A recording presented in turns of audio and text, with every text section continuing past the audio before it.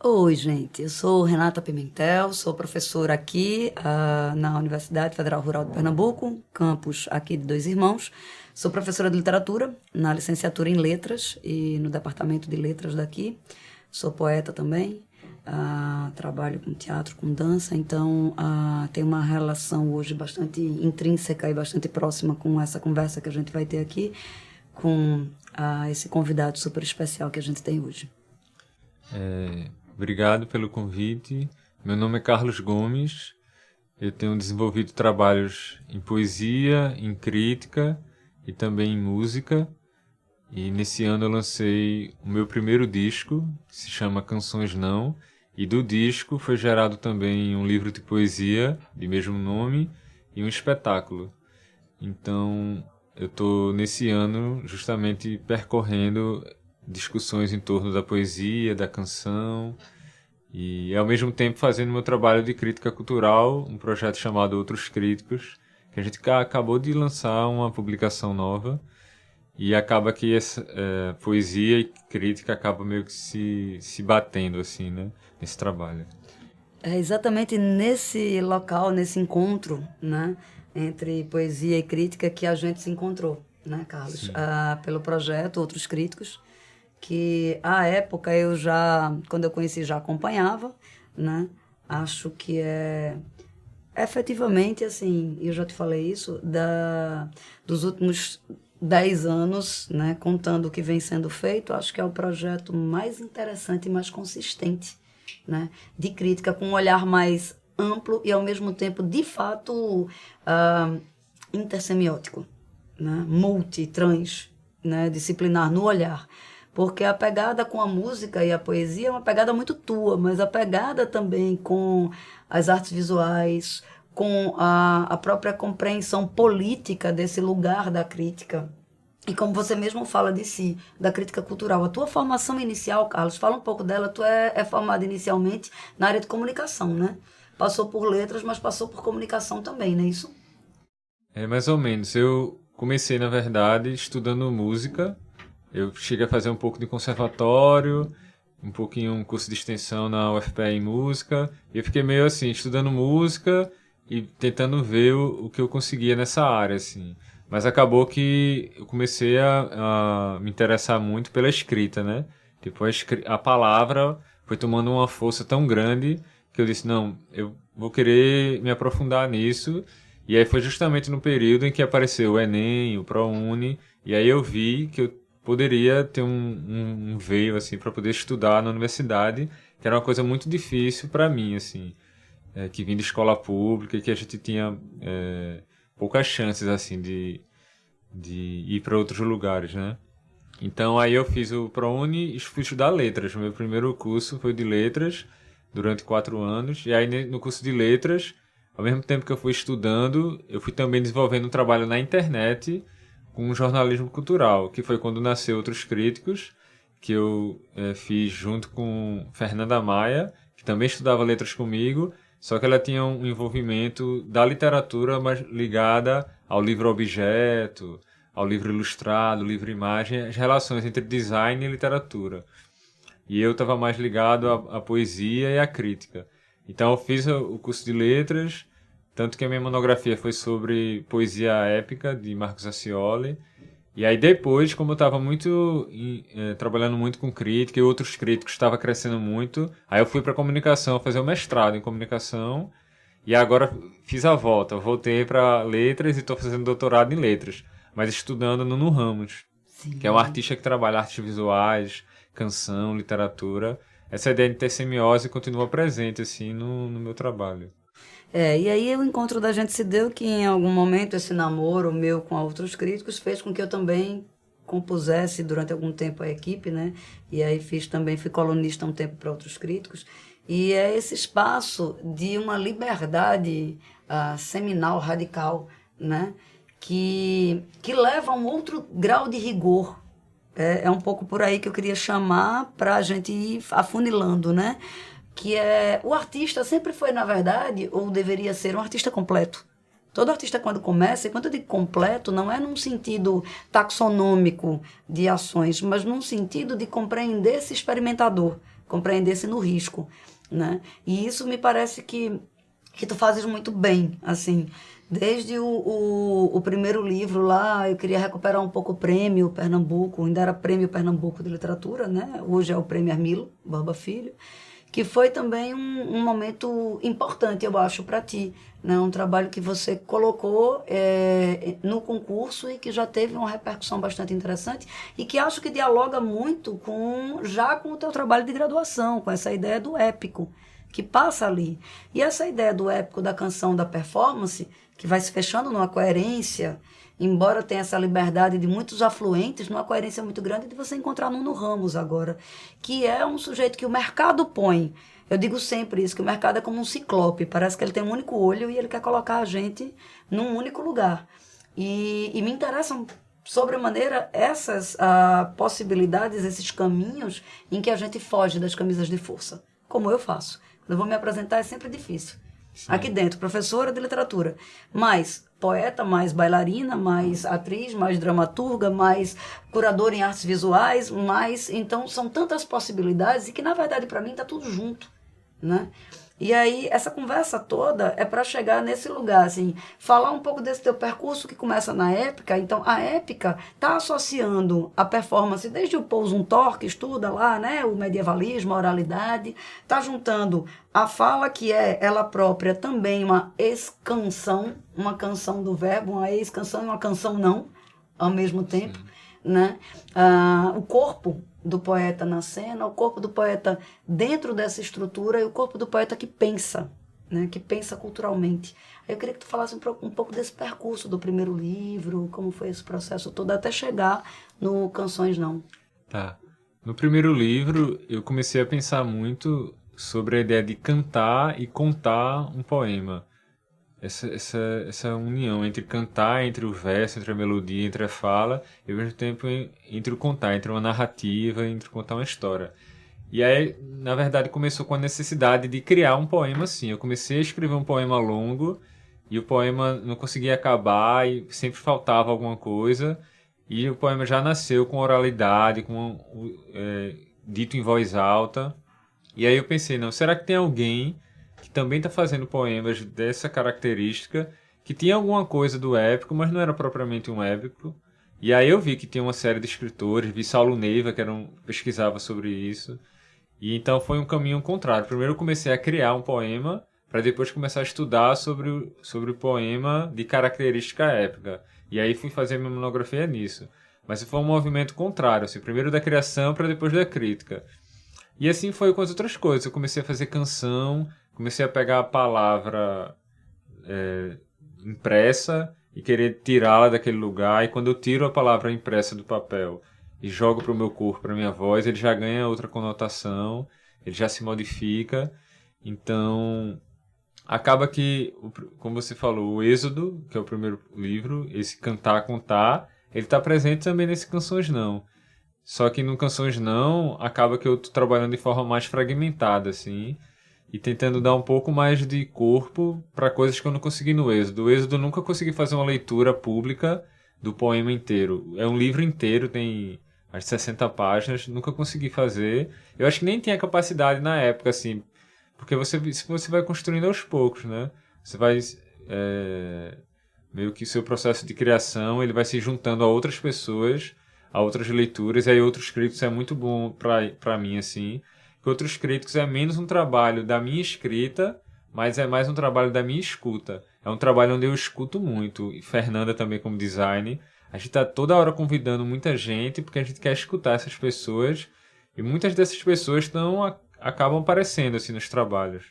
Vão virando parceiros, né? De alguma forma, assim. Então, de lá do cantar, contar, até o Nuno Ramos, que tem muitos trabalhos ligados à palavra, mas a palavra na vaselina, a palavra no corpo, a palavra no palco, a palavra na canção, ele pensa muito sobre canção, assim. Então, tem uma linha, assim, você falou de coerente, né? E aí, nessa linha, vão tendo alguns rabiscos, assim, né? Quase como a ideia de novelo, né? Tem uma coisa ali e aí por isso que é difícil, assim. Uma hora eu falo, não, Oliveira, que é o meu trabalho de música. E não, agora poesia. não, agora eu tô dando aula, tal. É misturado mesmo, assim. Que eu acho que é bacana, um jeito bacana, né? É o jeito dessas várias vozes irem se articulando e de a gente não abrir mão delas. E de umas serem permeadas pelas outras, né? E quando eu falo desse processo, na verdade, para mim, esse rigor de iniciar pela pulsão da criação, para mim é fundamental. Primeiro tem que ser ela que se impõe. Eu acho que a academia tem um defeito gravíssimo. Continuo falando sobre isso, estou nela para ser alguém que bate o pé na porta contra isso, que é a gente precisa entender outras sintaxes. A academia tem uma sintaxe enferrujada, mofada, que de nada serve, que só serve para estabelecer um lugar de poder. E outros críticos e no teu processo de criação, como eu pretendo também sempre, né, atuar, é um processo de fricção, mais que tudo, de criação, e que o pensamento crítico, e aí crítico barra teórico, né, porque a teoria vem a reboque de todo mundo, no fim das contas, né, ela vem para pensar sobre o que está existente, sobre o que está criado. O objeto artístico ele escapa a qualquer teoria. Ele escapa, inclusive, ao discurso crítico. O discurso crítico é uma necessidade intrínseca de um leitor tão danado, no sentido mesmo da danação mesmo, né? A patológica grega, né? Da paixão, né? Que aí a gente precisa vazar esse discurso, e aí é uma crítica que vai rivalizar com essa criação artística, que é o que outros críticos faz, né? Vem com outros formatos, né? E aí, por exemplo, eu penso no Êxodo, e eu penso num trabalho teu que é uma espécie de Dioniso, de Baco, né? Que está lá no tarô mitológico, no tarô de Marseille. Eu me lembro muito do Jodorowsky, que é um cineasta, poeta, tarólogo chileno, né? Que foi um homem do teatro, que é esse Dioniso deambulando, né? E falando esse texto que tem muito também, tá muito tem uma ordenação, né? Mas é uma ordenação que se autoimpõe. Eu vejo uma coluna, né? Vertebral e vertebrada no Êxodo. E aí eu vou encontrando isso, por mais que você tenha um trabalho tão múltiplo, por isso que eu falo dessa coerência nas tantas linhas. Porque a coerência de rigidez, ela não, né? Ela quebra, ela rompe, né? E aí, então, retomando o Canções Não, essa ideia da negação aparente da canção, né? E teu trabalho é muito na melodia, né? É muito no violão. Eu acho que é teu primeiro instrumento, né? E tá bem forte isso. E aí eu fico me perguntando um pouco, que eu percebo aqui e ali tal, harmonia e compasso. Não sei o quanto você tem pensado nisso, já que agora você está nessa faceta, Oliveira, o projeto musical, mergulhando, assim, embebido totalmente na música. Como é que tu pensa essas questões? Na melodia, harmonia, compasso, na poesia, palavra, canto.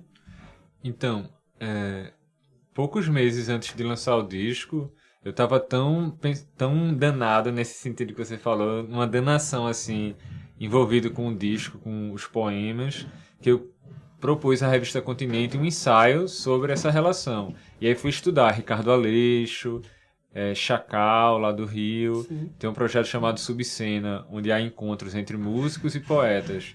E eles se encontram naquele dia para produzir uma coisa. E aí, por exemplo, Angélica Freitas fez um trabalho com Juliana Perdigão. Ela estava aqui, né? Foi embora ontem. Tava dando as oficinas aqui. Tem até um poema que encerra o livro, nasceu numa oficina de Angélica, que era uma sessão de improviso que ela fazia. Escreva tudo o que vier à mente, assim. Eu comecei a escrever. Corte, faca, fúria, seta, cego, foice, dente, rua. Verso, corte, faca, cega, dente mole, pedra, sangra, salto. Fui escrevendo e isso se tornou um poema que encerra o livro e o disco. Ele tá nos dois.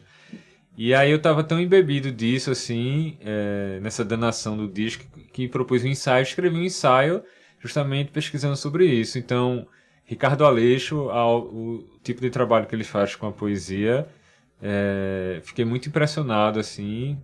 Assim, eu já conhecia, mas quando você vai estudar, vai escrever sobre, você tem outro tipo de relação. Mas eu ainda eu acho que não sei se é porque é o primeiro disco ainda, como é o começo de processo, eu ainda tô naquele lugar do cantor, compositor, que o violão faz parte do seu corpo. Ainda não consegui, meu corpo tá preso àquele lugar sentado com o violão, assim, ele faz parte do meu corpo. Eu não consigo cantar, fazer nada assim, sem a presença do violão, assim. Até quando no Canções Não tem uma parte onde eu não toco violão e vou ler um poema. Ainda é estranho, assim, eu preciso ainda exercitar muito. É apenas o terceiro show que eu fiz do Canções Não, então meu corpo ainda tá preso ao violão. Não sei se nos próximos trabalhos, por exemplo, Conrado Falbo, é um cara que tem um trabalho com voz, com Sim, corpo. sim. Renata Rosa, que é de música, tem um trabalho também com corpo, com voz. Há uma série de poetas, principalmente vindos do universo do Islã, como Belpuan, Bione, Luna, Vitrolira, Adelaide Santos. Sim. São artistas que eu admiro muito, assim, mas o meu trabalho ainda está voltado para essa coisa, assim, que vem lá desde os anos 60, 70, né? Da ideia do cantor, cantar o que compõe. Então, Canções Não, ele tem essa característica de... É como se fosse um poeta cantando a cidade.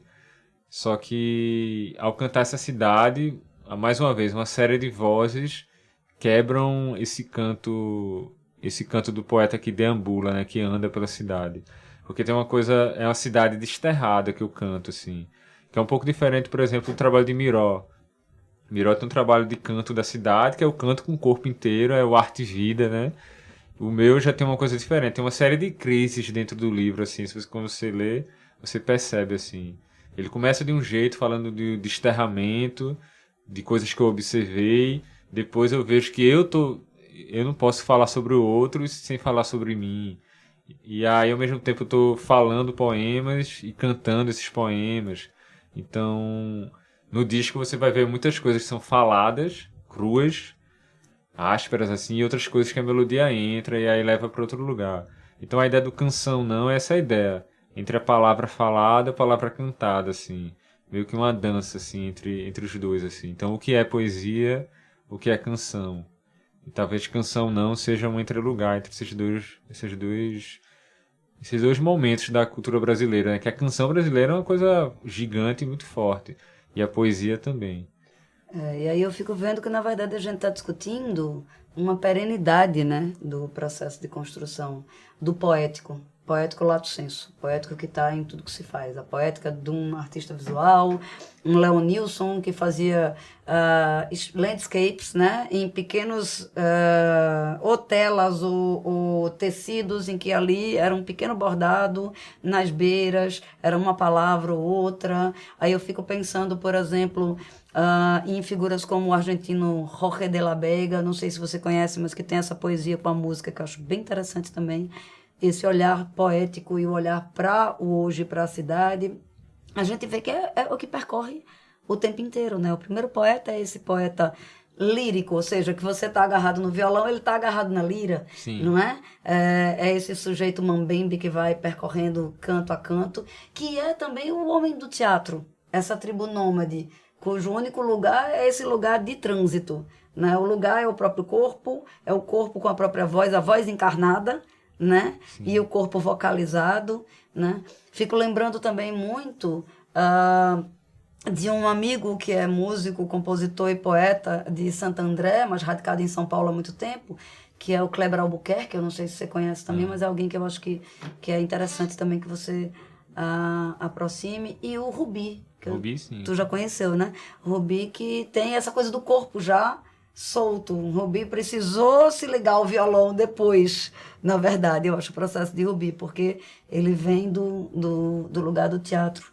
Bom, e hoje a gente então está encontrando daqui a pouco, né? Carlos está apresentando esse trabalho dele no projeto Além das Letras, que é um projeto de extensão de um grupo de alunos e um grupo de professores do Departamento de Letras, aqui da Federal Rural, do campus de Dois Irmãos. Hoje ele vai estar sozinho, ele, o violão, né? Sozinho com todas essas vozes que o povoam. Mas tem outros músicos que estão no projeto completo, né? E aí eu queria só que você desse uma fechadinha falando quem são essas pessoas que estão contigo nesse projeto e convidasse as pessoas um pouco para olhar esse teu trabalho, onde é que a gente encontra mais. Bom, eu sei, mas é que as pessoas saibam onde é que a gente encontra esse teu trabalho. Tá.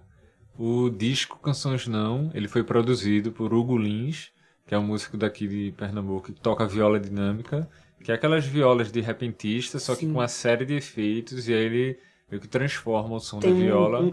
tem um disco belíssimo dele também, que foi, acho que, um dos projetos mais bem apoiados pelo edital Rumos, do Itaú Cultural. Ele tem um trabalho muito bonito, Hugo. E aí Hugo produziu e tocou no disco junto comigo.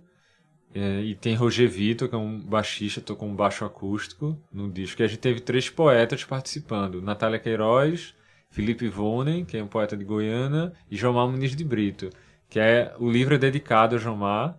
E tem um verso dele que fala: ó cidade faminta, alimentando-se de letras de canções. Esse verso ele é cantado em algum dos poemas. Então eu convidei os 3 para participarem falando poemas. Essa é a equipe principal do disco. Aí o livro tem o trabalho gráfico de Fernanda Maia, capa de Eric Gomes e os bordados de Isabela Alves, que estão tanto no livro quanto no espetáculo. E aí o que acontece? O livro e o disco eles são separados porque é como se eles tivessem uma relação, mas um não fosse dependente do outro. Então você pode ler o livro de poesia sem nem se dar conta de que existe o disco. E você mesmo fazer suas próprias leituras em voz alta, ou tem outro tipo de relação com o livro, com o objeto livro. Já o disco é um outro caminho, assim. Tem relações, mas ele pode ser ouvido independente do livro. Por isso que não fazia sentido ter um disco encartado no livro, porque são objetos diferentes. E esse projeto do livro foi aprovado pelo Fucultura. Então, todas as publicações que eu tenho lançado pelo Fucultura e também fora do Fucultura com outros críticos, a gente sempre faz lançamentos e doações de livros em instituições públicas de ensino. Essa aqui é a primeira do Canções Não, que a gente vai fazer aqui. E depois a gente vai provavelmente para Igaraçu e outras cidades fazer essa doação. E aí eu estou convidando também outros escritores que têm trabalhos nesse caminho assim, que eu estou tentando trilhar. E aí, para além das letras, eu pensei em Esther Liu para convidar. Ela também teve o livro premiado no Prêmio Pernambuco Antigo, é contista.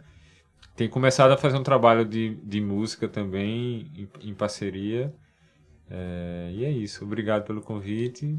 E Canções Não, no site, nos apps, né, de música, você pesquisar Oliveira Canções Não, você acha, YouTube, etc.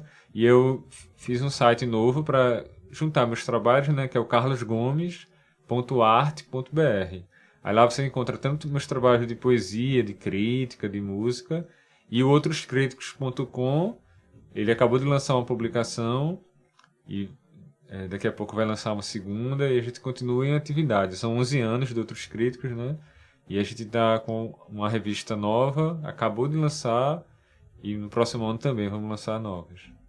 Ok, queria agradecer muitíssimo, então, essa presença super inquieta e, ao mesmo tempo, tão tranquila, né? Inquietude na aparente tranquilidade desse moço querido, que é o Carlos Gomes. Convidar vocês, então, para que, de fato, mergulhem nessa produção e mergulhem na generosidade desse moço que, com outros críticos, pulveriza essas vozes e faz uma teia, né? Realmente um grande grupo, um bando interessante de gente se formar e se reconectar, se conectar a pessoas que não se conheciam.